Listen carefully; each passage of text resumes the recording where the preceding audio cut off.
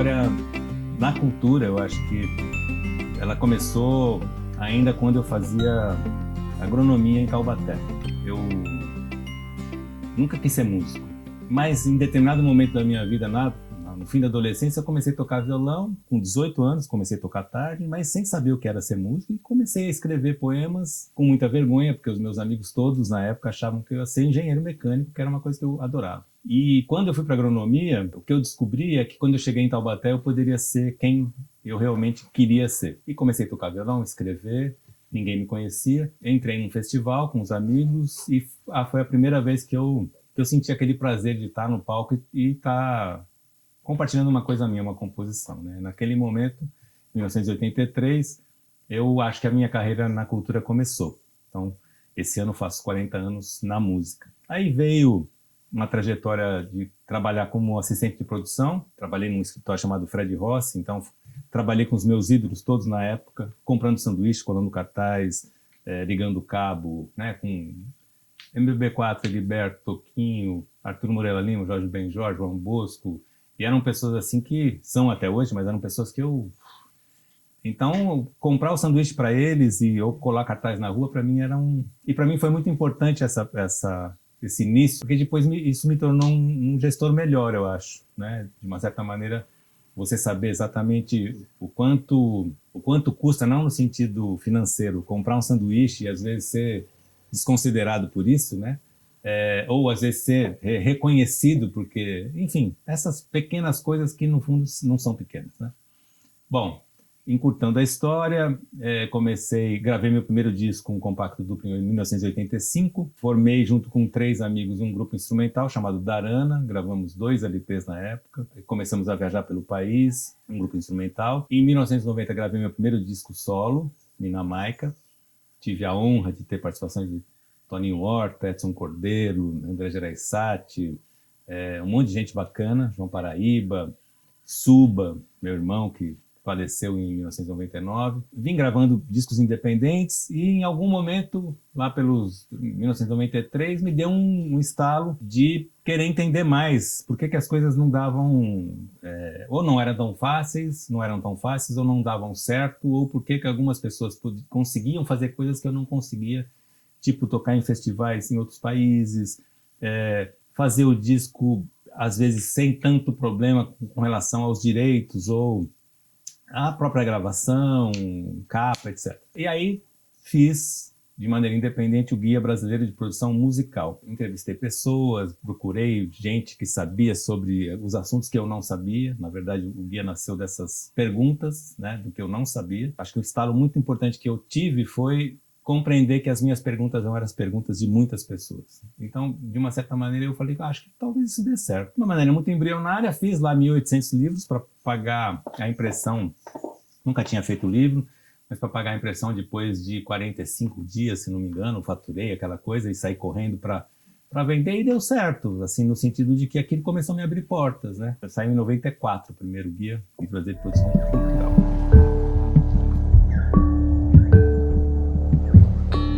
Na minha cabeça, naquela época, é uma época pré-internet. As conexões entre as pessoas, né, entre os artistas, entre os produtores, eram frágeis, né? E aí, criei um livro que só teve uma edição, que chamou-se Anuário Brasileiro dos Músicos, Produtores e Estúdios.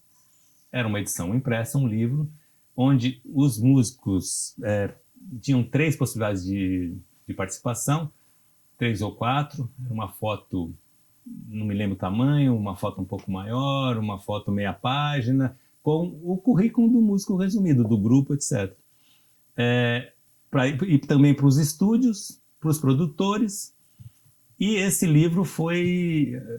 a ideia é que ele fosse distribuído amplamente para os teatros, para as instituições culturais, para as secretarias de cultura, e as pessoas poderiam entender, conhecer que aquele determinado artista fazia aquele tipo de música e, de repente, chamá-lo ou chamá-la para se apresentar. Era uma coisa de ficar...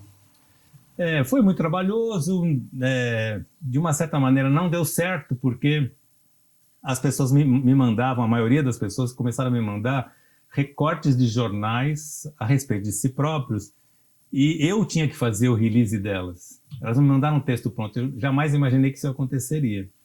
Mas isso dava um trabalho incrível, porque ao mesmo tempo que eu tinha que pegar aquele volume de material picado e transformar aquilo num texto, obviamente eu tinha que mandar para o artista para ele ver se ele concordava. E ele começava, assim, naturalmente, não é assim. Eu comecei a virar quase um assessor de imprensa de 3.000 pessoas, né? E nesse sentido, o livro saiu, novamente com o apoio do Sesc, né? É importante dizer que o Sesc, desde a edição primeira do Guia Brasileiro de Produção Musical, comprou 50 exemplares para distribuição gratuita, assim, para suas unidades, né? Veio o anuário, a gente fez acho que 1.000 exemplares, foram distribuídos e aí eu passei só a fazer o guia. E entendi que o guia, todas as áreas da cultura, né, como eles me respondiam um questionário que tinha no livro, a respeito do que gostariam de ver na próxima edição, o que sentiram falta, como era na cidade deles ou delas, se queriam incluir alguma coisa a respeito de sua cidade, e as pessoas mandavam pelo correio, né, para a internet. E aí eu constatei que o guia ele não era um guia de música, ele era um guia de produção cultural, porque o direito autoral é o mesmo para o cinema, para a literatura, para a música, né? As questões financeiras de uma produtora de cinema, claro, tem suas minúcias, mas naquele 96 eram praticamente as mesmas, né? Então aí ele passou a ser o Guia Brasileiro de Produção Cultural, como se mantém até hoje. Aí o Sesc começou a comprar 1.000 exemplares de cada edição, o que me possibilitava fazer mais 1.000 para minha venda, né? Como eu sobrevivia tocando, vendendo guia, participando de seminário, começou a aparecer e a se disseminar. E tinha uma pequena empresa de sonorização que eu sonorizava alguns shows, né, pequenos. Era assim que eu vivia, né? E continuei gravando meus discos independentes até que em 1996 eu entrei numa gravadora chamada Atração Fonográfica, como gerente de música brasileira e música instrumental, jazz, essas coisas.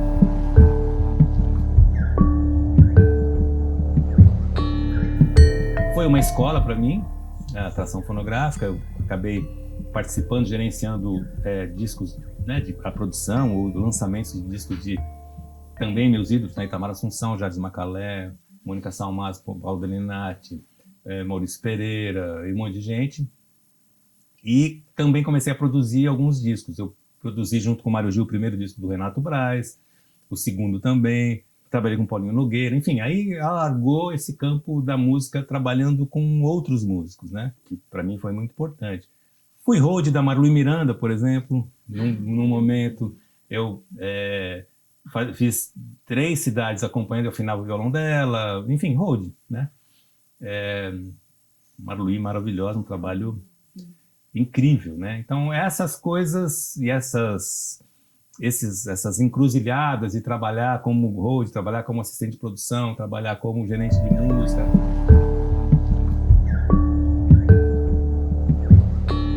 Em 1999, esse grande irmão da música, que a música me deu, Mitar Subotic, Suba, que passou 10 anos no Brasil e de uma certa maneira revolucionou um pouco a carreira de muitas pessoas, Daniela Mercury, Bebel Gilberto, Katia B, a minha, um monte de gente.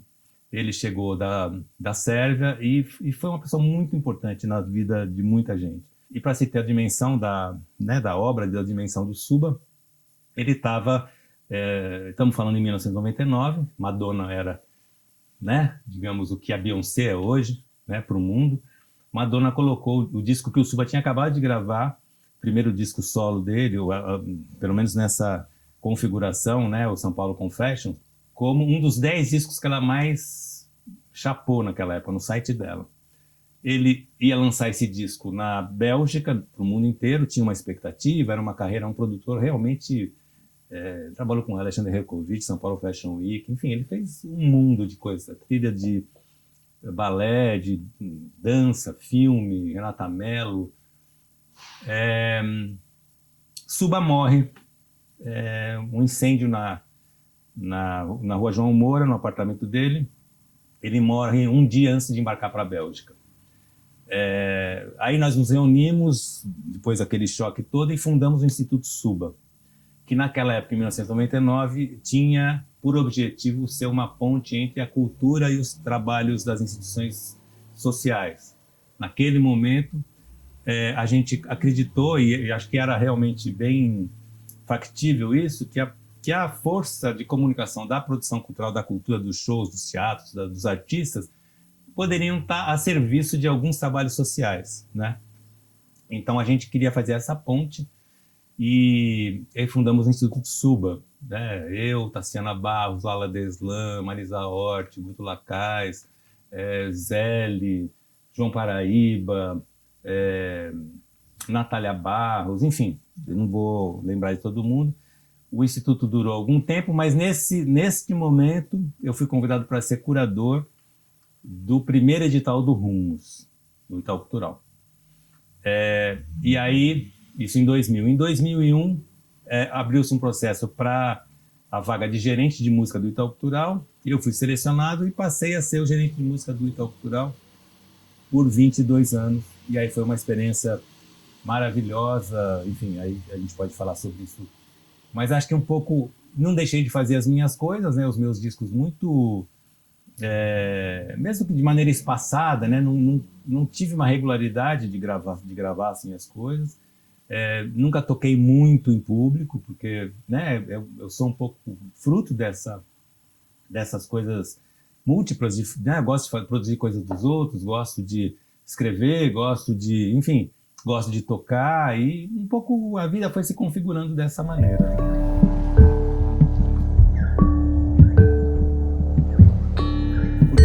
Para música, não é ir para música, na verdade eu decidi tocar violão. Eu fiz uma viagem tinha grandes amigos em Piracaia, minha família teve sítio em Piracaia durante 30 e poucos anos, e um pai desses amigos, e dessa grande amiga, era zootecnista e tinha que fazer uma viagem para Conceição do Araguaia para ver uma fazenda que ele ia prestar um serviço. E era férias, e os dois filhos dele foram, e eles me chamaram também. Nós fomos de Kombi, de São Paulo, atravessamos Goiás, etc., e fomos até Conceição do Araguaia. Quando a gente chegou em Conceição do Araguaia, claro, além daquela beleza exuberante, não tinha luz na fazenda, não tinha energia elétrica. E todo final da tarde, uma menina, na época, Sônia, pegava um violão e tocava na varanda. Eu achei aquilo maravilhoso. Falei, nossa, que legal tocar violão assim, né? Era isso só. Tanto é que quando eu fui comprar aí eu voltei para São Paulo, e falei assim, vou procurar uma escola de violão. Meus pais estavam viajando. E eu lembro que eu falei pro meu pai, eu vou estudar violão, vou tocar violão. E eu estava naquela época que fazia uma coisa, parava, aí fazia outra, aí depois fazia outra, parava. Eu lembro que meu pai falou assim, mas você vai começar outra coisa e espero que você prossiga, porque, poxa, você tem que, né, dar continuidade a alguma coisa, tá querendo abraçar o mundo e tal. Fui numa escola no meu bairro ali, na Moca, e me inscrevi, não tinha violão, e eu me lembro que o professor falou assim, você vai ter que ter um violão. Eu falei, tá bom, eu fui na Casa Bevilacqua, no centro de São Paulo, e o meu professor eu falei assim, como é que eu compro um violão? Ele falou assim, o violão leve é melhor do que um violão pesado, porque o violão pesado, a madeira às vezes não é muito boa, não sei o que, não entendi muito aquilo, mas eu comprei um violão por peso. Eu ficava assim, não sabia tocar nada, então eu pegava o violão, ficava assim, falei, acho que esse aqui... Comprei um violão que era todo torto, mas era leve. Foi assim, né, eu queria tocar em fogueira, em churrasco, né, era isso. Mas acho que dentro disso, eu já tinha um desejo disso. Não tem nenhum músico na família, meus pais não eram musicalmente assim, tinha uns discos lá, mas nada era uma coisa, não tinha uma atenção especial para aquilo, né? E no meu círculo de amizades também não tinha nenhum músico. Por isso a minha libertação mesmo, que eu já sentia, eu queria escrever, eu escrevia escondido, né? Eu tinha um caderninho ali que eu escrevia minhas coisas e tinha vergonha, né? Quando eu fui para Taubaté, eu percebi que eu podia ser quem eu era, né? Eu já não era mais o cara que queria ser engenheiro mecânico, eu já não era mais bababá, eu era aquilo que eu nem sabia o que era, mas pelo menos eu sabia o que não era. E aí comecei a tocar, e comecei a escrever, e esse festival foi um marco, porque quando eu escrevi uma letra, era um festival ecológico, em Piracicaba, a gente não passou, e depois apareceu esse festival em Taubaté, e a gente escreveu e a música ficou em segundo lugar. E depois a gente participou de um festival em Redenção da Serra, também no Vale do Paraíba, e vencemos o festival. Aí fomos para um festival no Mackenzie e classificamos 3 músicas entre as 12 finalistas. Aí eu achei que eu era o novo Chico Buarque. E larguei a faculdade. Sem saber nada do que era ser músico. Nada, absolutamente nada. Aí eu fui trabalhar nessa produtora que eu contei por causa de uma amiga, né? E comecei a trabalhar com os músicos e entender um pouco como aquilo funcionava. Quando eu lancei meu primeiro compacto duplo, tinha um grande músico mineiro que infelizmente faleceu, o Marco Antônio Araújo. Eu contei para o Marco Antônio, lancei meu disco e tal, olha aqui. Ele falou, e agora você vai fazer o quê? Eu não consegui responder, porque eu não tinha essa coisa de... Ele falou assim, cara, você não pensou no que você vai fazer, você fez o disco e agora? Eu não tinha o que fazer, eu não sabia, né? Então, realmente era uma coisa de uma vontade de ir para um mundo que eu não imaginava o que era. E essa construção foi se dando dessa maneira, né? Não tinha... E aí depois teve esse grupo instrumental, fiz uma coisa também importante para mim, que foi participar do primeiro Seminário Brasileiro de Música Instrumental. A gente ficou um mês em Ouro Preto, foi um projeto do Toninho Horta, e músicos maravilhosos, naquela cidade esplêndida. Então, assim, os professores eram o Dori Caymmi, o Rafael Rabelo, o Toninho Horta, o Hermínio de Carvalho, a Jane Duboc, a Leni Andrade.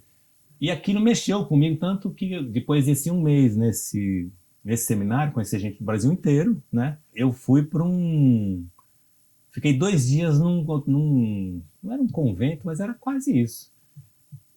Caraça, onde, por exemplo, a gente ficava, na época, o café da manhã era 5 da manhã, não tinha rádio, não tinha televisão, porque eu estava meio explodindo por dentro sem saber o que era que eu ia fazer. Eu fiquei ali quieto 3, 4 dias, e quando eu voltei para São Paulo, aí eu falei, cara, eu quero ser músico mesmo sem saber o que isso significa, né?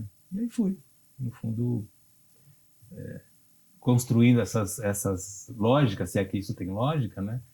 Mas me lembro, acho que é importante falar isso, por exemplo, eu fui estudar com um violonista maravilhoso, Celso Machado. Eu estudei com Ronoel Simões, que era já um senhor de mais de 80 anos, histórico para o violão brasileiro, que me apresentou a obra do Celso Machado. Eu comprei um LP do Celso, chapei numa música chamada Para Azul em Si menor. Falei, cara, eu quero tocar essa música. Aí fui ter aula com o Celso, que era amigo de uma amiga, e ele me ensinou essa música com muito custo. Eu aprendi 1 centímetro da música num dia, outro centímetro no outro, e depois de uns 3 meses eu aprendi muito mal tocar música, mas fiquei lá estudando, isso começou a me incentivar. Mas eu me lembro que o Celso tinha um problema, estava com um problema na época de aluguel, ele morava na Bela Vista, e teve um problema que ele teria que mudar muito rapidamente, porque o proprietário do apartamento não quis renovar o aluguel com ele. Um pouco eu vi aquela questão, e aquilo mexeu comigo no sentido de que eu falei, cara, o cara é um gênio da música, ele toca maravilhosamente bem, ele está tendo um tipo de problema, e aí eu fiquei um pouco projetando em mim, eu que não sei tocar 5% do que ele sabe, o que será de mim, né? Acho que é um pouco do que muita gente que trabalha com arte no começo pensa, né? Ou sente, muito mais do que pensar. Mas assim, acho que foi nessa trajetória meio errática, aí em algum momento eu me senti, pelo menos na cabeceira de uma pista, falei assim, cara, eu posso fazer isso, eu não sei o que é que vai dar. E o guia, novamente, foi muito importante para mim, porque ele também me deu ele me referenciou um pouco, né? E quando as tuas dúvidas, de uma certa maneira, viram o teu pequeno negócio, foi muito importante para mim, porque eu podia fazer a pergunta mais imbecil do mundo, né? No sentido de que, se ela fosse uma pergunta, eu não sei fazer, como é que toca no festival em outro país? Essa pergunta, do seu ponto de vista, feita num boteco, por exemplo, às vezes a pessoa não te responde naquela época, né? Hoje você vai na internet, você tem Mas quando você está fazendo uma publicação e fala, olha, estou fazendo um livro, eu queria saber como é uma entrevista e já não é um, né? Aquilo foi mudando de configuração e isso foi me ajudando também a entender os processos, né? Porque eu fui buscando gente, fui, como eu falei, entendendo que as minhas perguntas não eram só minhas, eram de muitos e muitas, né? E as pessoas, e também essa coisa de conversar com as pessoas, e às vezes a pessoa fala assim, cara, eu tô com uma dificuldade assim, não consigo fazer aquilo. Eu falei assim, cara, isso não tem no guia. De repente eu anotava e ia buscar a informação porque eu também não sabia, né? E acho que foi isso.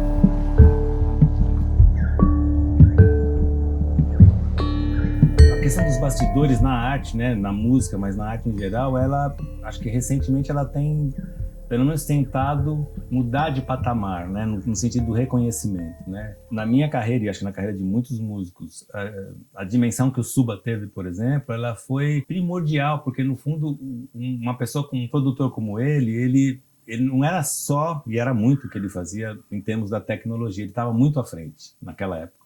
Tanto é que quando eu nem sabia disso, eu conheci o Suba de uma maneira aleatória, ele chegou, ele ganhou uma bolsa da Unesco, que podia conhecer um país para fazer uma residência artística, ele escolheu o Brasil, porque o pai dele tinha vindo ao Brasil na década de 50, e ele adorava a música brasileira, ele veio para o Brasil, ele tinha duas amigas brasileiras na França, que indicaram 2 pessoas na Funarte para que ele pudesse procurar quando chegasse ao Rio de Janeiro. Suba chega ao Rio de Janeiro no dia em que o Collor extinguiu a Funarte. Não tinha celular naquela época, portanto ele não tinha nenhum contato no Brasil. Os 2 contatos que ele tinha sumiram, porque eram telefones da Funarte. E a Funarte não existia mais. Ele liga para Paris, a pessoa indica para ele uma amiga, 2 amigos, na verdade, uma amiga e um amigo, que conhecia em São Paulo, que eram Lala Deslan e Rodolfo Stroit. Ele vai para a casa da Lala. A Lala, eu estava começando a gravar o meu primeiro disco solo, Ninamaica. Ele vai para a casa da Lala, a Lala liga para alguns amigos músicos, porque ela estava fazendo 200 mil trabalhos, e falou, eu tenho um hóspede, um músico que chegou da Iugoslávia, naquela época a Iugoslávia existia, né? Que chegou da Iugoslávia, eu queria apresentar músicos para ele. Meu inglês é péssimo até hoje. Eu falei, eu vou. Me deu um estalo, falei, vou. Aí fui na casa dele, da casa da Lala. A gente, de alguma maneira, a gente se deu muito bem desde o instante zero. Eu pegava ele, ia levar ele para São Paulo, para conhecer a cidade, apresentava, this is Paulista Avenue. A gente dava um jeito de conversar. E a gente estabeleceu uma relação. Eu estava gravando o disco e falei assim, cara, você não quer participar do meu disco? Mas eu imaginei uma faixa. Mas nem saiu, assim, eu vi umas coisas dele, achei do cacete. E ele foi pro estúdio a primeira vez e foi maravilhoso. Eu falei, cara, você não quer, né? De alguma maneira a gente combinou de fazer, você não quer vir aqui toda hora? Ele passou a ser o produtor do disco, ele e o André Gereissati.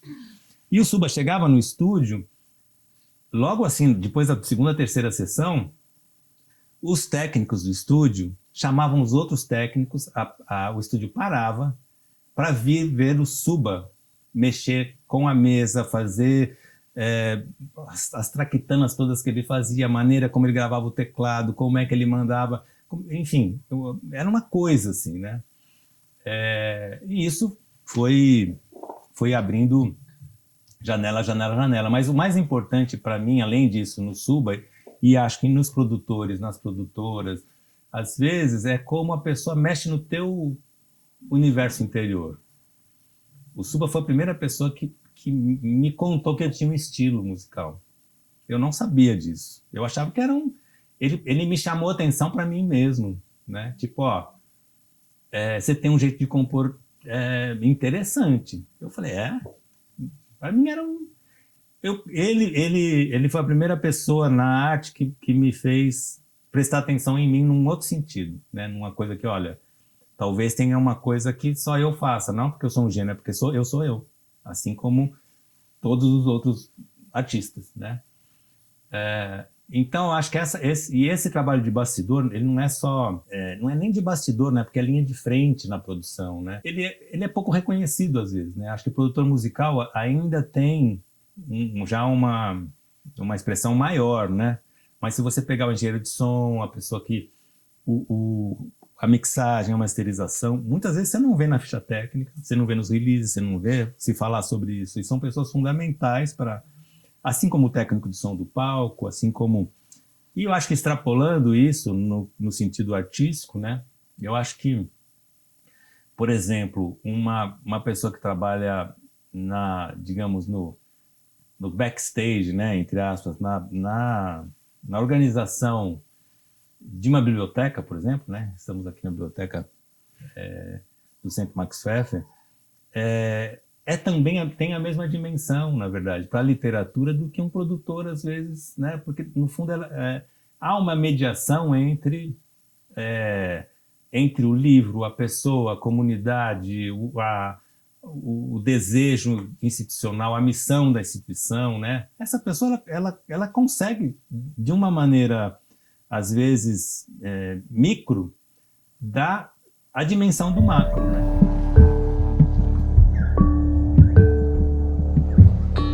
Então, acho que essas questões do entorno, do entorno do ecossistema das nossas profissões artísticas, né? Eu acho que a gente tem que sempre estar com um olhar de valorização, de reconhecimento dessa camada que é muito ampla na arte como um todo, né? Por isso que eu acho que, por exemplo, uma bibliotecária, um bibliotecário, de uma certa maneira, ele, considerando, fazendo uma analogia com a música, né? Como a biblioteca sendo um estúdio, né? Ou uma discoteca, ou essa pessoa que vai conseguir fazer a liga para aquilo ter validade para novas pessoas, ou revalidar esses conteúdos, ou apresentar esses conteúdos, né? Assim como às vezes é o produtor que apresenta um músico para ele mesmo, né? Como foi meu caso. Com o passar do tempo, a tecnologia veio transformando, né, nossas vidas e continua transformando, né? Quando a internet deu um empuxo mesmo, o guia, por exemplo, a gente entendeu que o guia tinha que mudar. Porque o guia, quando ele começou, ele tinha, talvez mais de 50% dele eram endereços de lugares para tocar teatros, instituições culturais, estúdios, rádios, jornais locais, enfim, isso cidade por cidade. Então, por exemplo, se a pessoa quisesse tocar escolas de música, tudo que fosse relacionado a escolas de teatro, de dança, tudo que fosse como eu consigo talvez lançar meu livro a respeito da dança, de alguma questão da dança, naquela escola de dança de Botucatu. A ideia era que você pegaria o guia, você ia lá na parte dos endereços, Botucatu, escola de dança tal. Você ligava, né, tinha o telefone e não tinha ainda os sites, porque aquilo não existia praticamente, né? Quando a internet se avolumou, né, no sentido de, a gente encontrava o que a gente queria ali, essa parte do guia deixou de ter sentido. Tanto é que antes, na edição anterior, a gente foi aprimorando isso e a gente mandava um questionário,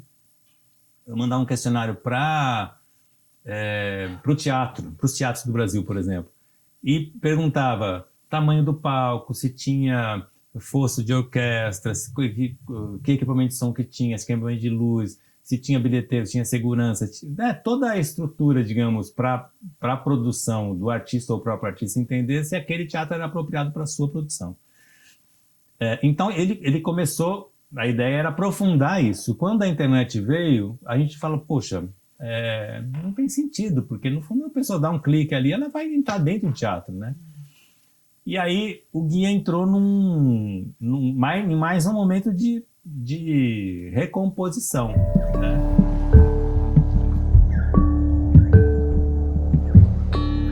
Aí a gente aprofundou as questões técnicas. Eu digo a gente porque a partir de 2004 a Cris Olivieri, ou 2001, não me lembro ao certo, a Cris Olivieri começou a organizar o guia comigo, né? Como permanece até hoje, a gente é parceiro nessa empreitada, a gente começou a aprofundar as questões técnicas e reflexivas. Então, por exemplo, no guia anterior a essa nona edição, acho que na 8ª edição, a gente resolveu, naquela época pelo menos, começou-se a ter uma grande reflexão a respeito dos espaços públicos da cidade e a sua relação com a arte. Então a gente lançou uma edição que tinha textos reflexivos a respeito dessa relação da cidade e a arte, dos espaços públicos e a arte, enfim. E nessa nona edição, que era para ter sido lançada em 2020, e aí veio a pandemia, a gente entendeu nesse processo da pandemia que era impossível você abordar uma questão técnica na produção cultural, na arte, ou acho que em qualquer outra questão humana, se a gente não passasse primeiro por uma porta de entrada de reflexão, de compartilhamento de saberes e de experiências, né, dentro daquele processo. Como é que isso impactou? O que você fez? O que você pensa agora? Para a gente um pouco sair a gente achou que não teria sentido ir para um livro, faça isso e faça aquilo, até porque a gente acha que a pandemia deu para a gente também a dimensão, é ruim porque parece que a pandemia foi boa, então ela acho que cutucou partes internas no sentido de demonstrar para a gente ou relembrar o que faz sentido na vida, né? Naquele momento, o mais importante é a gente poder se abraçar, não era nem fazer sucesso, não, cara, eu preciso encontrar aquela pessoa, eu queria estar com ela, eu queria tomar um café, eu queria comer uma pamonha, não sei. E a gente foi muito feliz nisso, assim, digo a gente, todas as pessoas que escreveram, porque foram todas muito generosas. Então tem texto do Nathaniel Ngomani, que é o presidente do Fundo Bibliográfico da Língua Portuguesa de Moçambique. Então é muito bonito a maneira como ele fala a respeito de Maputo, como Maputo parou, as coisas que ele lembrava, enfim, do que ele queria fazer. Ao mesmo tempo, quando chegou o texto, eu me lembro o texto do Daniel Imbirá, que é um indígena antropólogo, cientista social. Quando chegou o texto, ele estava tomando café da manhã, eu comecei a chorar, porque era um texto maravilhoso, assim, de uma visão a partir da aldeia, né, do que ele vivenciou a respeito da vida, né? E a gente começa a ter essas... E aí vai para a parte técnica, né? A parte de, olha, o que é o direito autoral, como é que você financia, como é que você isso, como é que você aquilo, como é que você contrata um artista internacional, impostos, etc. Né? Eu sempre tenho cuidado de ressaltar que o guia não é um como fazer, no sentido, olha, compre o guia e vá ser feliz, não é isso, né? Ele é uma ferramenta dentro da sua oficina e ele pode ser usado para coisas específicas, mas ele não resolve sua vida no sentido de que, olha, eu vou comprar o guia e vou saber como é que tudo funciona. Mas ele te dá a dimensão do que você não pode deixar de perceber, né? Obviamente, ninguém reúne, na minha opinião, todos os saberes que estão no guia. Mas, até porque por isso que ele tem vários consultores e consultoras. Mas é importante você saber que o direito autoral é uma questão importante. Olha, o contrato do artista internacional é diferente do contrato do artista nacional, porque no fundo você vai, dentro da sua produção, se preparar para aquilo. Olha, eu preciso de um advogado ou uma advogada para que isso, porque não é o meu saber, mas eu preciso disso. Eu acho que isso é importante e necessário para a gente ter a noção até porque eu acho que, né, a gente está num momento também difícil, né, depois da pandemia, em que muitas coisas retrocederam, algumas fecharam. Então, mesmo também os produtores e as produtoras, às vezes o artista se vê mais sozinho hoje, né? Porque muita gente, eu acho que não só na arte, mas muita gente que morava aqui foi morar ali, fechou esse negócio, abriu outro, fechou esse negócio, foi viver da terra, enfim... N coisas, né? E às vezes o artista tinha uma produtora ou um produtor ou almejava ter e aquela pessoa não está mais ali. E ele não vai parar a vida dele, né? Então acho que é uma maneira pelo menos de você, olha, deixa eu reestruturar um pouco as coisas aqui para prosseguir na minha caminhada e seguir em frente, né? Bom, em determinado momento eu não lembro exatamente o ano, mas muitas pessoas viraram minhas amigas, irmãs a partir do processo do guia. né? Tipo, pô, vou chamar essa pessoa para entrevistar, vou chamar essa pessoa para ser consultor, tal. Lá atrás, acho que em 2001, a Cris Olivieri foi uma delas, né? E em determinado momento, eu não me lembro exatamente, eu sei que a gente foi almoçar e a gente tem uma liga até hoje de amizade profunda, confiança. E a gente fala, vamos fazer junto? Porque no fundo era isso também, eu percebi que eu não daria conta. E eu tenho características, como todos nós, você tem características X, Y, Z e você não tem as outras, T, W, H. E primeira coisa foi a confiança suprema que estabeleceu a amizade, um carinho, e a competência da Cris né, no mundo do direito e como ela articula as coisas do pensamento. A gente se complementa muito, a gente discorda muito, mas ela é uma mulher extremamente competente, sensível e assertiva, né? Eu divago às vezes. Às vezes eu estou sendo carinhoso comigo. Eu divago, eu abro porta, abro janela, aí daqui a pouco estou lá, eu tô aqui em Pardinho, mas já estou lá em Piracicaba.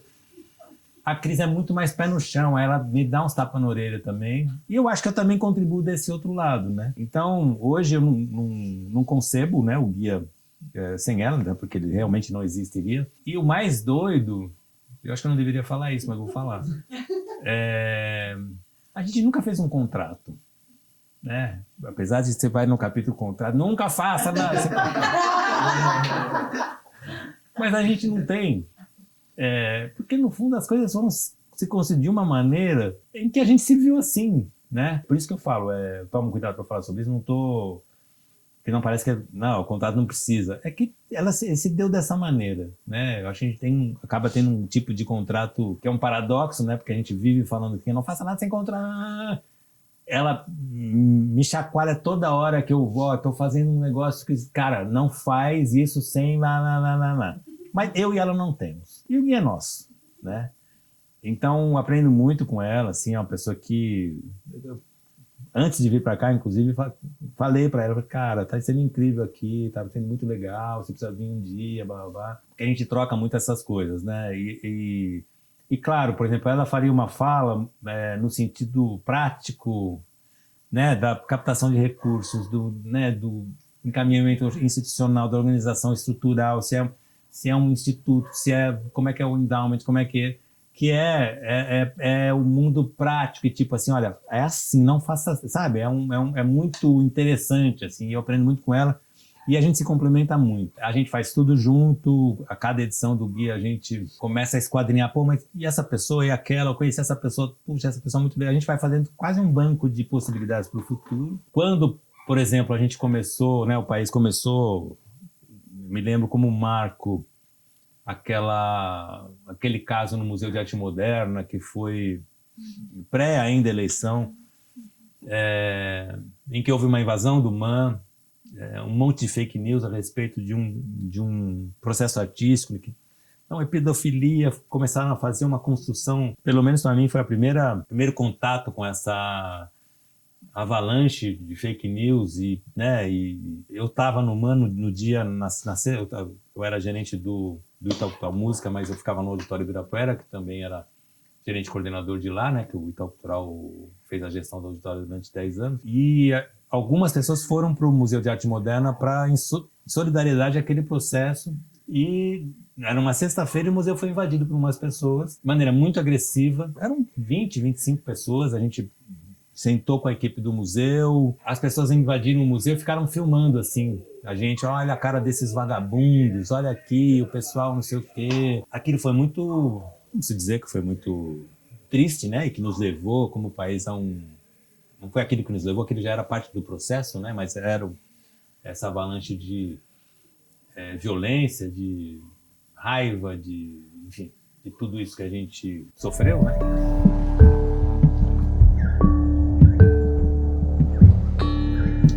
A gente resolveu fazer um livro que saiu em 2017, que foi O Direito à Arte e Liberdade, que é um livro que a gente foi um filhote do guia, digamos assim, né? E eu e a Cris, né, ela falou, pô, a gente precisa fazer alguma coisa em que a gente mostre para as pessoas, ou que a gente informe as pessoas, os gestores de cultura, que as pessoas não podem invadir um lugar e dizer que aquela exposição não pode acontecer. As pessoas precisam entender e se informar do que é legal e o que não é, o que está na Constituição. Então, esse livro Direito, Arte e Liberdade, ele chegou nesse olho do furacão, né? Considerando que as pessoas precisam entender como se informar a respeito do fazer artístico. O que a pessoa tem um direito de entrar numa exposição e dizer que não, aquilo não pode acontecer, a exposição fecha? Não, não tem. Então, esse é um livro específico sobre... Aí tem jurista, tem advogado, tem criminalista, tem pensadores da cultura, José Celso Martinez Correia, tem o Juca Kfouri, tem o Antônio Prata, um monte de gente falando sobre aquele momento. E a gente também tomou o cuidado, e acho que isso foi muito legal, de fazer 5 ou 6 entrevistas, não me lembro ao certo, com lideranças religiosas, e para todas elas foram feitas as mesmas perguntas a respeito da relação da religião com a arte. Então, o Rabino Newton Bonner, o Frei Beto, o Dom Clóvis, Macota Valdina, o Sheik Albuquerque, também o pastor Henrique Vieira. Então, um conjunto de lideranças religiosas conversando sobre, e refletindo sobre a arte, né? Então, a gente não pode, acho que, fugir das reflexões, né?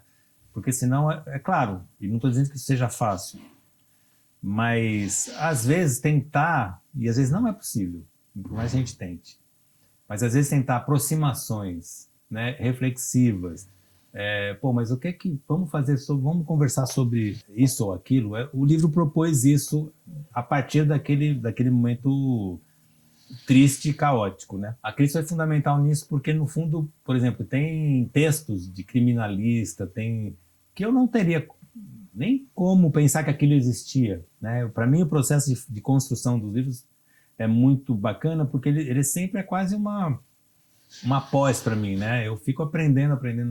Para uma querida que, no fundo, a cultura me deu, né? Eu tenho feito essas reflexões, eu sou uma pessoa que, né, hoje eu tenho 61 anos, a maioria das coisas que eu tenho, a música e a arte me deram, né?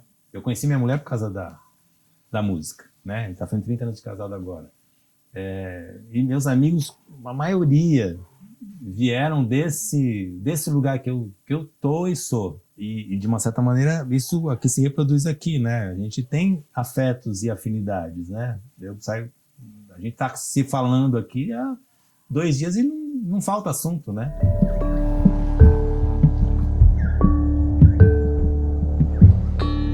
Bom, eu cheguei aqui em Pardinho, né, com muita satisfação, né? Não conhecia a cidade, não conhecia o Centro Max Pfeffer, né? A minha conexão inicial foi a Patrícia Sesc, que a gente tinha uma relação já de muitos anos atrás, e eu confesso que eu vim com uma curiosidade para saber, enfim, o que eu faria aqui, né?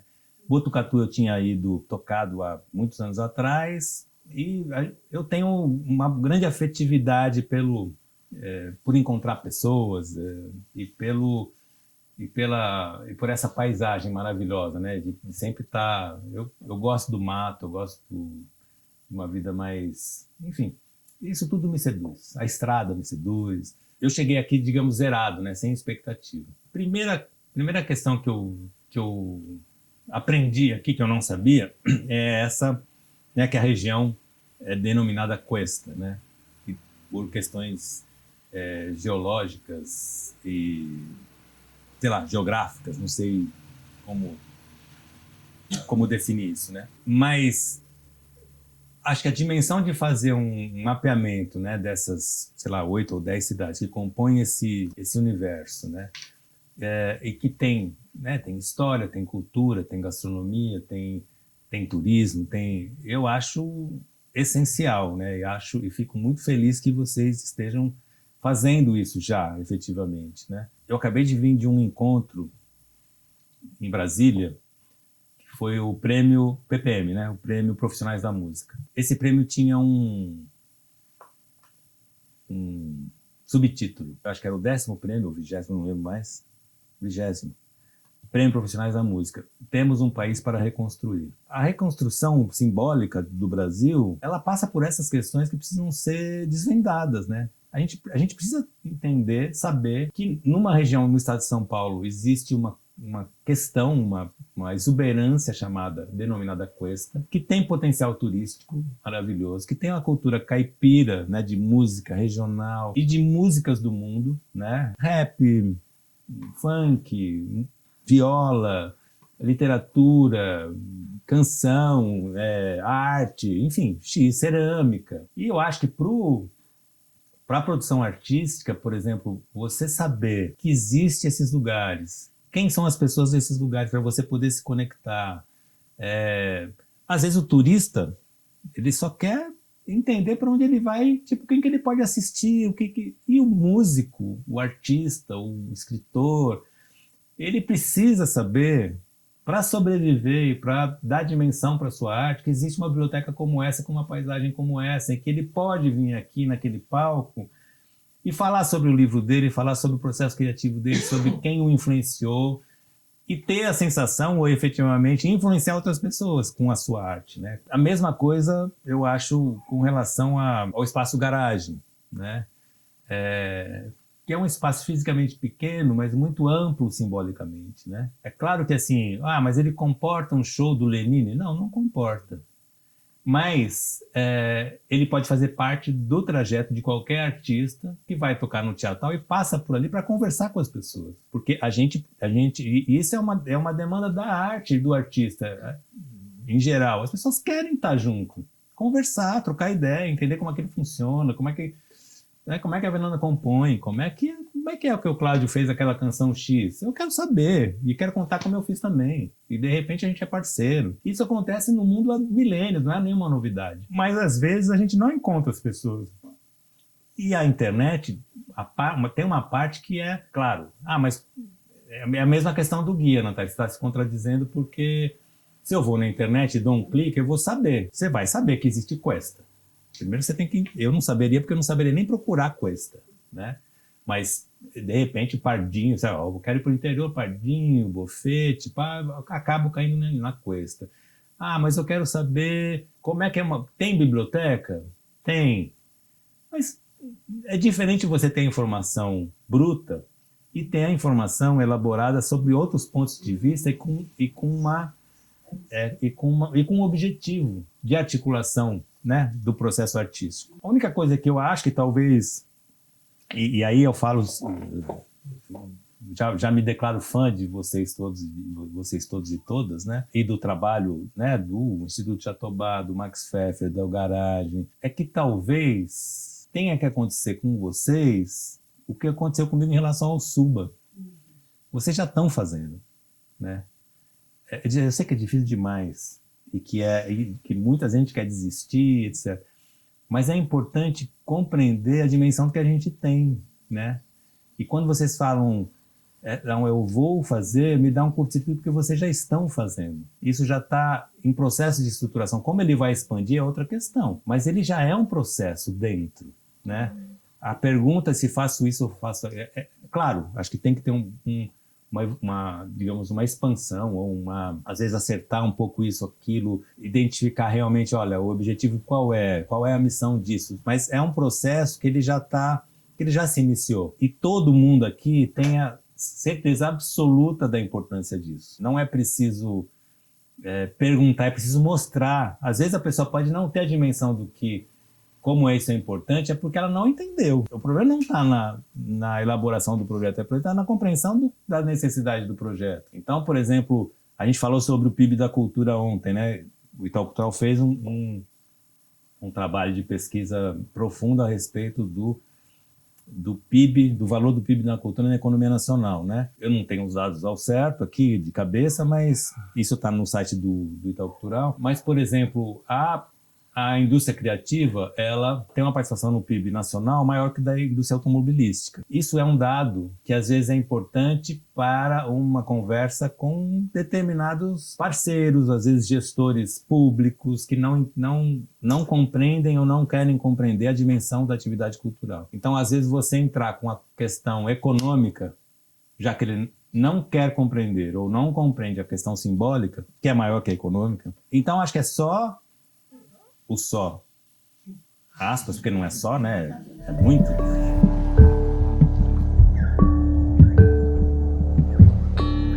processo anterior, acho que num passo atrás, é primeiro compreender que já se faz. Compreender e reconhecer o valor que se faz. E aí, isso é do que a gente faz, no caso de vocês, né? E a partir disso expandir, né? Porque se a gente não reconhece o que a gente já é o que o Suba me mostrou. Eu era pequeno, mas eu não sou grande agora, mas assim, era algo que eu não enxergava em mim e que de uma certa maneira me libertou artisticamente, porque assim, é como se aquele cara que era, porra, o cara é um gigante no mundo, né? Você vai para hoje, agora tem o Instituto Suba na Sérvia, aquele reconhecimento para mim, ele fala daquela maneira, eu primeiro falei assim, cara, será que esse cara tá doido? Mas era uma coisa que fez tão bem para mim quanto acho que talvez fosse um processo terapêutico, assim, mas ele apontou uma coisa artística, de valor, que eu já fazia, né? Eu acho que é o caso, e isso reflete em outras coisas, né? Não precisa ser música. E na verdade ele não falou de música, eu acho que ele falou de um jeito de encarar as coisas, que eu acho que é o que todo mundo tem aqui, né? Mas é preciso que a gente reconheça esse lugar, né? Senão a gente pergunta demais e às vezes a pergunta, você não precisa ser prepotente, mas a pergunta já deixa o seu interlocutor inseguro, porque ele ou ela está entendendo assim, mas peraí, se ele está me perguntando isso, é porque ele não está pronto ainda. Eu me lembro, desculpa, eu estou abrindo janela aqui, mas é o meu jeito caótico de pensar. Eu tenho 2 filhos, um de 28 e um de 23. O mais novo, Danilo, sei lá, com 14 anos, eu não lembro mais, mas ele falou assim, pai, eu quero fazer uma tatuagem. Aí eu falava assim, pô, Danilo, mas será que é hora? Pai, eu quero fazer uma tatuagem, com 15. Pô, Danilo, mas será que é hora? Quando ele estava com 17, sei lá, pai, eu quero fazer uma... Mudou, pai, eu vou fazer uma tatuagem. Eu falei, tá bom. Aí ele falou, mas você sempre falou que não podia? Eu falei, cara, mas você sempre perguntou. Você queria uma aprovação, não era um desejo. Você queria que eu falasse assim, filho, vá, que eu vou ficar orgulhoso. Vá, cara. E agora você decidiu ir, né? Então, de uma certa maneira, havia ali um jeito de tipo, será que meu pai deixa? Será que meu pai deixa? Será que meu pai deixa? Chegou uma hora que eu falei assim, cara, meu pai não tem que deixar. Eu quero fazer, pai, eu vou fazer, já vi. É um lugar que tem um lance da Anvisa, não sei o quê, e pum. Então, acho que às vezes a pergunta ela te leva para um outro lugar, tipo assim, aí a pessoa se vendo Isso tem que ter muito cuidado. A gente sempre, para não parecer prepotência, né? Você vai explicar para a pessoa, olha, eu vou fazer isso e você não entendeu porque você né? Mas eu acho que tem um encaixe das coisas para... o que eu acho que eu entendo aqui do que vocês já estão fazendo é assim, há um momento, como aconteceu com o Guia, como aconteceu com um monte de projeto no Itaú Cultural, onde é no governo, no qualquer lugar, na indústria, no comércio, na tecnologia, chega um momento em que as coisas elas entram num estágio de... elas demandam a transformação. É tipo como se a coisa falasse para você, eu preciso mudar de estágio. Isso aqui já deu, já estou pronto, e aí, você vai fazer o que comigo? Isso deixa a gente... porque assim, pô, mas era tão legal daquele jeito, será que eu mudo, será que eu não mudo, será que é para cá, será que é para lá? Esse é o lugar, né? Então é preciso decidir para onde se vai. Já se está indo, mas aí tipo assim, é por aqui, é por aqui, é por aqui, é por ali.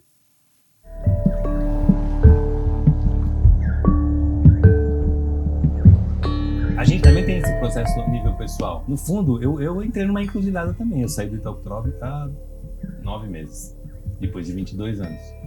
Porque eu também me vi nessa coisa assim, cara, e agora? Você vai fazer o quê? Você vai continuar fazendo assim ou tem outras coisas para você fazer que você não está fazendo porque não é aqui que você vai fazer? Você sabe todos os caminhos, né? Não, agora eu me lasco todo. Vai para todos os festivais internacionais do mundo. Não vou não. Quando a gente vai refletir sobre a produção cultural, sobre a cultura e tal, às vezes a gente... às vezes não, a gente tem que tomar cuidados, né? No sentido, não no cuidado de ter medo, mas o cuidado da compreensão lugar que a gente está, do país que a gente vive, né? Então, às vezes, por exemplo, isso acho que é recorrente, e falo isso sob o ponto de vista, não são armadilhas, aspas, que a gente tem que encarar, né? Por exemplo, a gente vem, né? É um país racista, muito eurocentrado, né?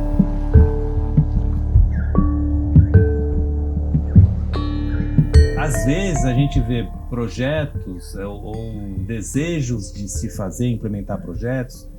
Precisamos levar cultura para esta comunidade, precisamos levar cultura para aquela comunidade, como se as comunidades não tivessem as suas próprias culturas, né? E isso, para mim, é um erro crasso. Para mim, não estou inventando nada, eu aprendi isso, né? Com outras pessoas. Mas é preciso a gente ter esse cuidado, porque senão parece que a gente está sempre... Alguns projetos se arvoram no sentido de que eles estão levando, né, o conhecimento, a cultura, isso, aquilo, para aquelas pessoas que não têm, o que é uma mentira. Se a gente está falando de cultura e dessa inter-relação, a gente tem que reconhecer o que os territórios oferecem e têm, enfim, né? Então, por exemplo, como é que a gente... não, mas precisa...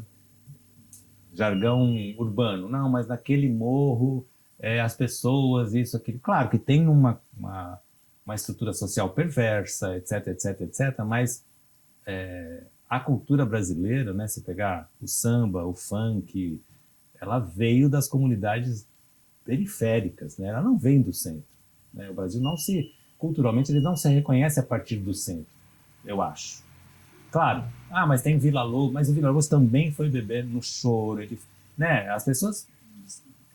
Então, acho que essa questão da gente, em primeiro lugar, vamos implementar, vamos desenvolver um projeto, a gente primeiro reconhecer o que existe e estabelecer, olha, podemos levar isso, vamos receber aquilo, né? E como é que vocês querem, como é que vocês acham que a gente pode fazer isso nessa comunidade? Não, isso eu não quero. Eu me lembro de uma conversa e de um livro que acho que foi o Jailson Souza e Silva que escreveu, se não me engano, mas que dizia de um processo urbanístico numa comunidade no Rio de Janeiro, isso na década de 80, se não me engano.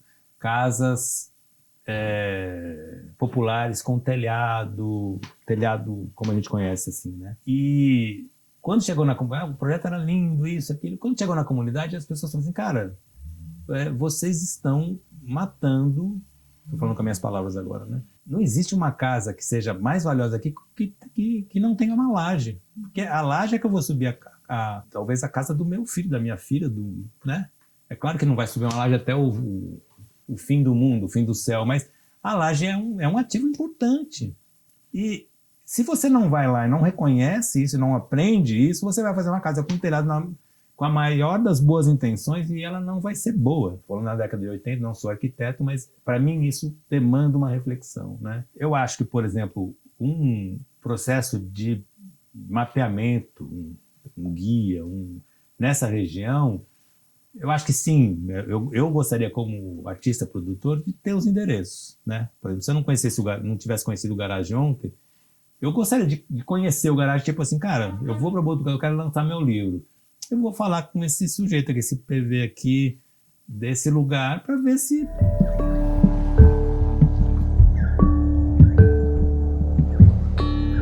Acho na internet? Acho, mas como é que eu vou achar um garagem, sabe? Se eu tenho um diretório que reúne, que eu possa articular e que, por exemplo, outras micro-regiões culturais do país, né? Um dia a gente vai chegar lá, possa se interrelacionar, a gente vai ter como fazer pequenas turnês, lançamento, enfim, X, né? E eu acho que, por exemplo, a proposição reflexiva, pelo menos no guia é assim, né? A proposição reflexiva, ela não é dos organizadores, ela não é minha e da Cris, ela é de um conjunto de pessoas que fazem essa reflexão, né? Então, assim, por isso que eu acho que está pronto no sentido de poder fazer essa reflexão, porque ela não é uma reflexão unilateral. O que eu acho que é importante vocês pensarem é É que aí existe também uma questão política, né? Quando você chama A, mas não chama B, tem uma dimensão, né? A gente, no processo da gente aqui do guia, ele tem... quando a gente chama uma pessoa, sei lá, o Jamil Chad, a gente chama porque a gente gosta do que ele reflete, do que ele propõe, eu concordo 100% com ele, não preciso. Mas é uma reflexão importante. No guia, por exemplo, uma reflexão, e aí com todo respeito no sentido de quem acredita nisso, mas uma reflexão do Mário Frias, por exemplo, que foi secretário da Cultura do Jair Bolsonaro, não me interessa. Não interessa para a posição cultural que o guia propõe. Porque, no fundo, aquilo era uma antiproposta reflexiva. Então, existe uma posição política? Existe, nesse sentido, né? Então, o que eu estou dizendo aqui é preciso construir as questões. Olha, esse é um primeiro volume de um trabalho. Nós vamos... Então, o fato de Joaquina estar e Joaquim não estar não é excludente. É que não dá para abraçar o mundo no mesmo momento. Olha, mas por que então o mestre da Congada de Bofete foi entrevistado e o mestre da Congada de Botucatu não foi? Cara, porque eu acho que essa construção é uma construção necessária também nesse processo, né? Porque, no fundo, se as pessoas se sentem fora, elas saem do processo, né? E não é um processo no sentido econômico de... Vocês não são uma produtora cultural no sentido de, cara, olha, todo mundo que está aqui vai trabalhar comigo a partir de agora, porque eu sou... Não é isso. Olha, todo mundo vai trabalhar mais com quem quiser trabalhar e talvez receber conexões de outros congadeiros, outros mestres de viola, outros rappers, outros slamers, outras escritoras do mundo, de uma certa maneira, né? E a gente está no momento dos processos beta, né? Já há muito tempo, né? As coisas não têm que estar 100% prontas para serem lançadas, porque elas nunca estarão. Teoricamente, você faria um livro, o Guia Brasileiro de Produção Cultural, ponto. Não precisa mais de outro. E não é verdade, porque ele está sempre demandando atualização, a correção, a expansão, o redirecionamento. Então é preciso que a gente tenha essa... Senão a gente fica também adiando o processo, e enquanto ele não começar, ele também não amadurece como ele precisaria, né? É que nem a gente, na verdade. A gente é de um jeito com 15 anos, e não quer dizer que melhore, né? Mas a gente é outro aos 20, outro aos 25, outro aos 30. É assim que a coisa funciona. Eu gosto desse papel, assim, que não é único, mas eu gosto de estar nos lugares e ir até as pessoas e conversar sobre isso, e me vejo assim, né? Eu acho que a minha saída do Itaú Cultural tem muito disso também. Eu senti a necessidade de, como gestor, eu estava me sentindo um pouco enraizado num lugar físico, né? Tipo, não conseguia rodar tanto quanto eu queria, porque eram outras demandas, eram outras... E como volto a dizer, sou muito grato ao Itaú Cultural por tudo que eu vivenciei lá, mas pessoalmente eu senti a falta dessa possibilidade de estar em Botucatu, em Pardinho, em Brasília, e reconhecer e aprender e estar com as pessoas e fazer as coisas, né? Ouvir, tentar levar isso para aquilo, né? Essa informação dela para ele e vice-versa. Então eu gosto de me reconhecer num lugar de não estar parado fisicamente, inclusive, né? Eu gosto dessa coisa de... Até que hoje, levantei de manhã e vim tomar café em Pardinho porque eu queria ver a cidade acordando, né? É um jeito de encarar o mundo, né? Como é que Pardinho acorda, né? Não é nada, mas é tudo, né? É um pouco... essas coisas de vivenciar as experiências, né? Então, eu aprendo muito, por exemplo, eu gosto muito das propostas, por exemplo, da Mídia Ninja, por exemplo, que percorre o país, que articula, que, né, tenho amigos e amigas queridas ali, mas eu estava sentindo falta de poder fazer essas caminhadas e me apresentar, falar do livro, lançar o livro, vender... sabe? Desse jeito, mais, aspas, caseiro para mim, né? No sentido de, cara, eu pego minhas coisas e vou, né? A Márcia é uma companheira, né? Ela não está aqui por um acaso, mas a gente às vezes está indo junto nos lugares. E eu acho que essa é uma dimensão política do meu trabalho. Eu tenho pensado muito sobre isso. Eu vou lançar, acho que para você só falar sobre isso, eu vou lançar um livro de música.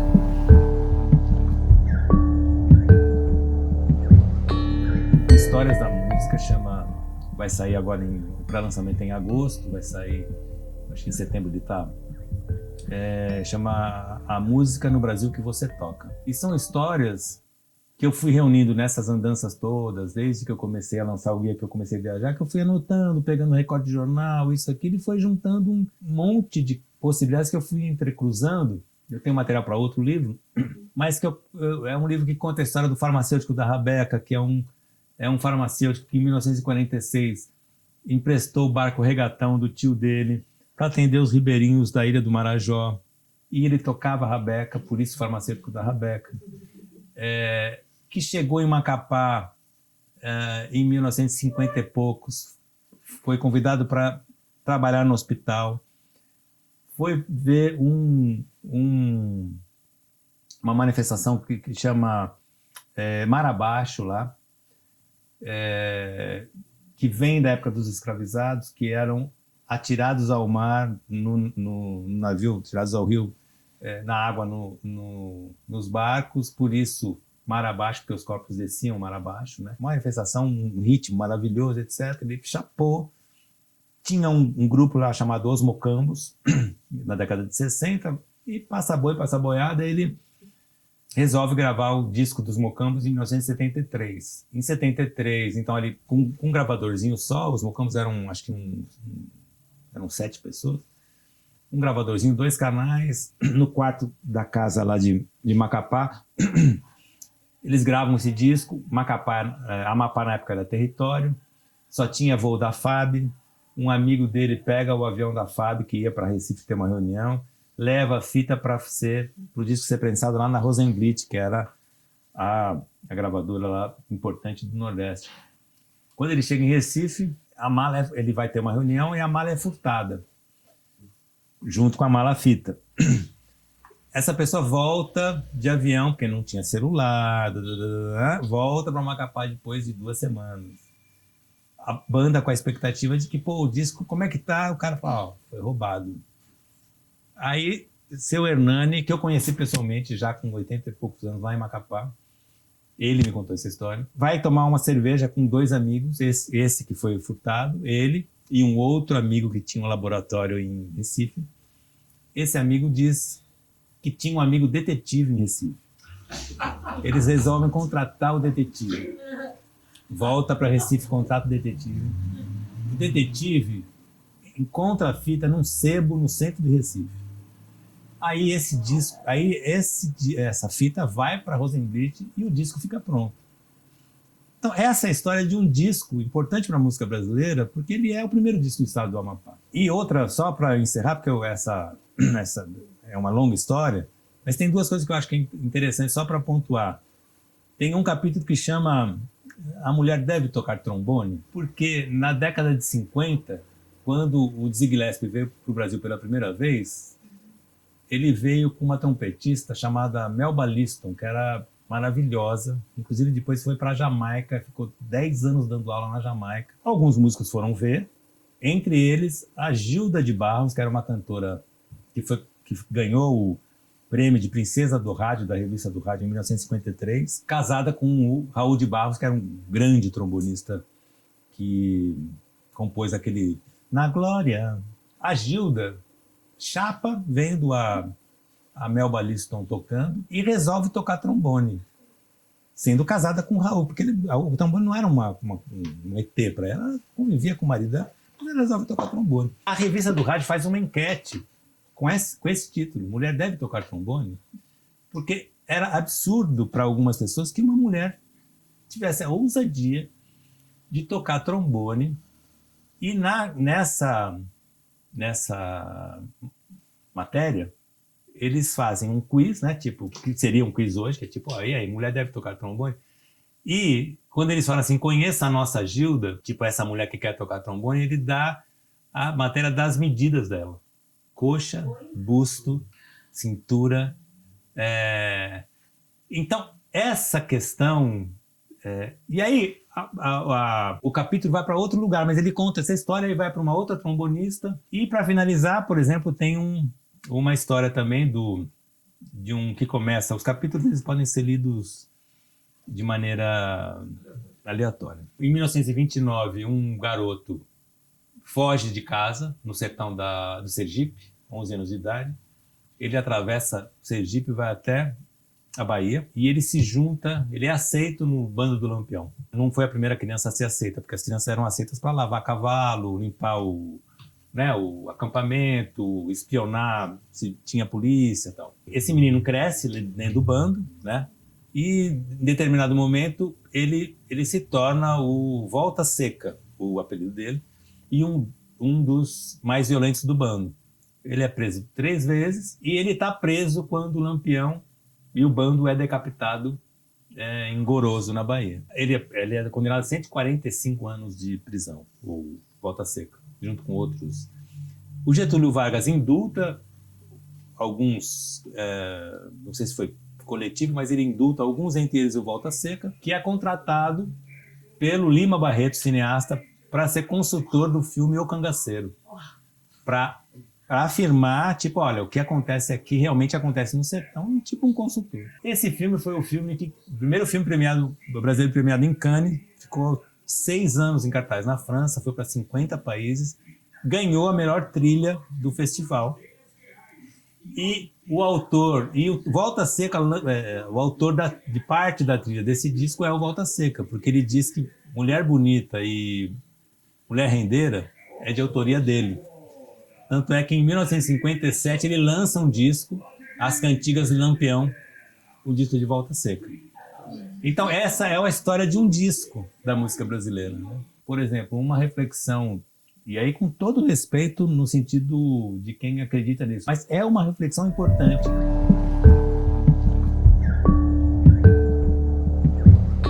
Uma disseminação atualmente, de uns tempos para cá, do empreendedorismo, que assim, é como se fosse, se você não é empreendedor, que pena, coitada. E é mentira, porque as pessoas, assim, tem gente que é empreendedor, tem gente que não é. E as características que se impõem pra gente, a gente tem que tomar cuidado, porque senão a gente adoece emocionalmente. Porque, cara, tem que ser isso. Pode ser que assim, olha, eu tenho que ser temporariamente isso, até acontecer alguma coisa. Pode ser que não aconteça. E eu acho que, para mim, o lance também é a gente ter a noção ou a dimensão do tamanho que a gente tem naquele momento, né? Porque se a gente fala assim, cara, eu preciso fazer que nem o Emicida está fazendo. Ele não vai fazer porque... E ele não veio, o Emicida é um bom exemplo, porque ele veio de um lugar que também não tinha produtor, ele não tinha estrutura, né? Agora, cabe 50 Emicidas no mundo? Não cabe. Não é questão de competência. É questão dele, claro, é uma maravilhosa competência. Mas assim, acho que existem artistas com o mesmo potencial, mas às vezes não tem o mesmo tino do processo, às vezes não tem um olhar para ir, às vezes não estava naquele lugar. Enfim, Obrigado.